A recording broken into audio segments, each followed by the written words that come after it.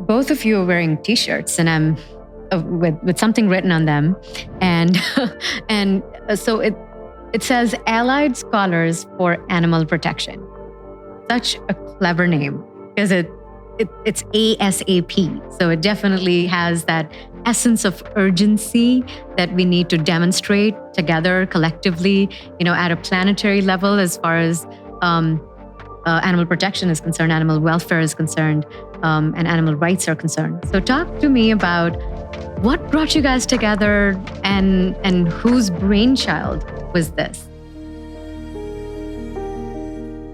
But to answer your question, we got to know each other, I think, because we had the same mission. We wanted to do something bigger and fix something systematically.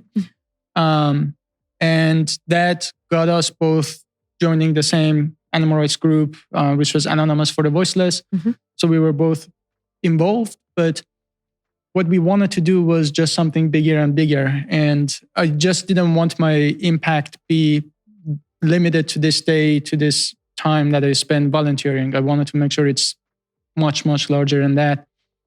And he had the same vision as well. So we started working with student groups. We just went to them and said, how can we help you? And that's just because I had my own student organization that I led, Animal Rights Coalition, for 6 years. And I had a lot of experience. And we both knew the importance of doing this in universities. So the idea was born because after working with a lot of student groups, we realized that they are very inefficient and ineffective for good reasons, because they don't really have any external support. They don't have any training. And what we noticed is that from all top 100 universities in the US, very few have any kind of active vegan or animal rights group. And each group is doing a different thing. Every now and then, somebody comes, does something for 2-3 years, they graduate, and everything shuts down. And what we notice is that our opponent, egg, dairy, meat industries, they're very organized, they're very rich. Yep. And here we are relying on a couple of 18, 19, 20-year-old students without training, without resources, without support, to also figure it out by themselves, right? So that's why we want to just, in our team, we have over 200 years of experience in medicine, environment, working with dining halls, activism. So we want to bring this experience to students and make sure that they are, for the first time, organized, and all these efforts, we want this to be orchestrated. So just the analogy I always use is just think about a music band where everyone is playing out of rhythm, out of tune, different instruments, no conductor. They haven't even practiced together at all. Versus a symphony orchestra where you have dozens of well-trained musicians with a good conductor, and that's the kind of music that you want to listen to. So we want to really take animal rights in universities from the first example to the second one. We want to make it a good orchestra. And the last thing I say is we think that this is how we can train and inspire the next generation of leaders who are going to change the system. So I want to change the system, but who can change the system? Individuals, right? So every time we are on universities, we are talking to students, I get bombarded with requests from students because they want to do something. They either go vegan or they're like, I see the problems. My major is environment. My major is philosophy, engineering. I want to use my degree to make the world a better place. And now after your talk, I know that the best way to do this is by promoting veganism, but I don't know what to do. So we realize that there is a lot of potential. We just have to harvest it. And the way to harvest this is to have a unified infrastructure for students. Any challenges that you experienced? Responses from faculty members? That's always an interesting one. So we've sold dog meat at the University of Texas in Austin campaign. And, interesting. Dog meat. Yeah. It was all organic and humane, so you shouldn't be worried. They all lived happy lives. Yep. And the response was very predictable that how could you do this? Some people got angry, some were curious, but it was usually, is this for real? There was one person who got very angry, spoke to me, then he went away, and then he came back again. and he got very upset. But at the end of it, he was able to see that the anger that got stirred up with that, he was able to see that there's no difference between his dog that he was actually holding and, say, a pig and a cow. Yeah. So it's on our website, on our YouTube channel, Allied Scholar. No, what was the website? Sorry.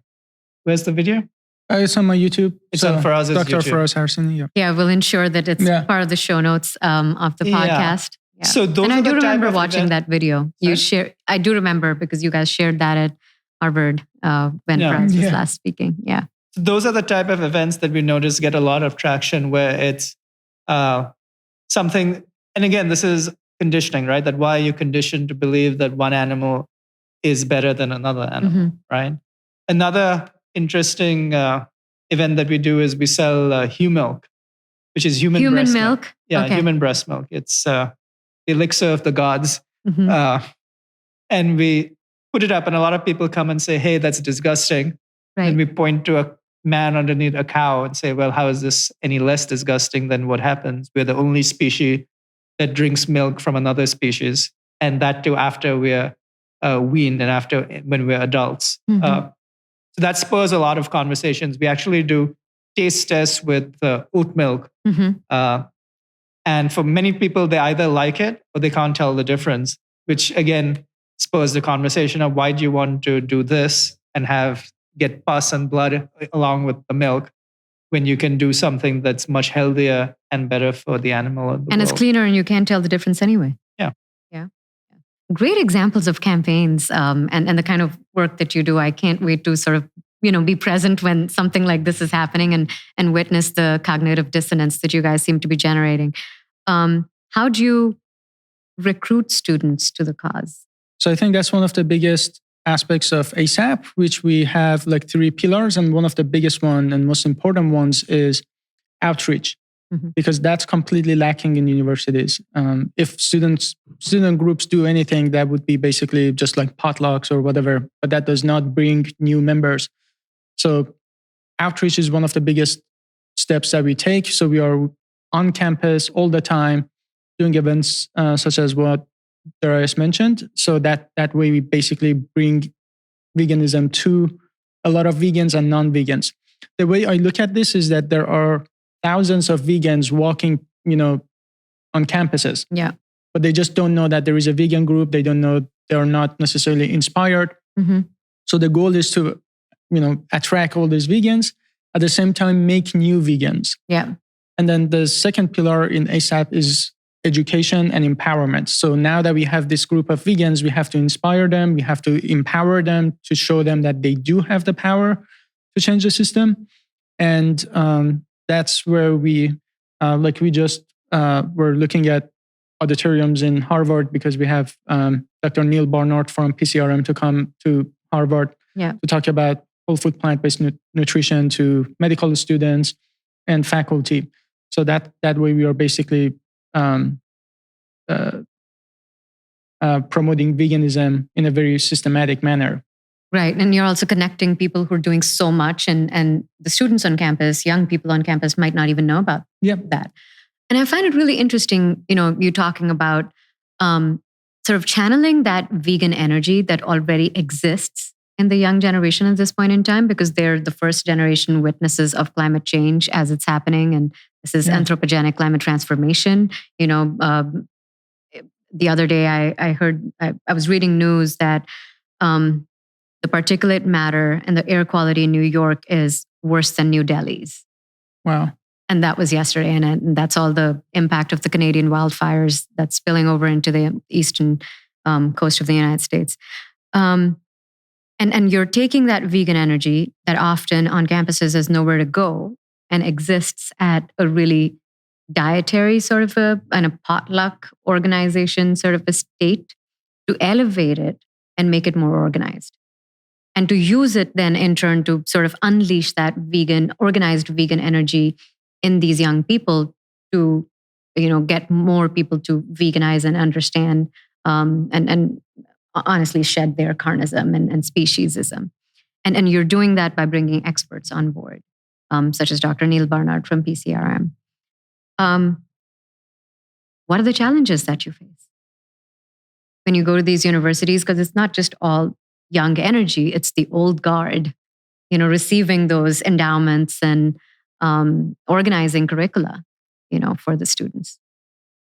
For us, the main challenge has been fundraising. So getting money to go to different campuses to do events, because wherever we've done them, we've been very well received. Okay. It's just getting folks to donate and getting large institutions to donate to us. And there's an inherent conflict of interest, right? So if you claim to be an environmentally focused, a grant-making organization, but you eat animal products, you're not going to give money to us, right? Yeah. Similarly with health, if you claim to be fighting cancer and fighting heart disease, but you still consume and even promote animal products, why would you support us? So that's the main challenge we've faced. It's not really on campus. That's the easy part.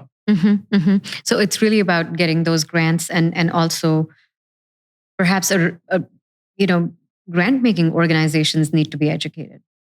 How do you pitch? Because that's an opportunity to talk to environmentalists who are not vegan yet and they haven't connected those dots. I would say it's the same way when you do vegan outreach, that oftentimes there's a lot of cognitive dissonance. And I would say for the folks at these organizations actually have more of a vested interest, so it's even harder. So there's this Uptown Sinclair quote, which I'm going to paraphrase, which says, you can't show a person something that goes against his livelihood.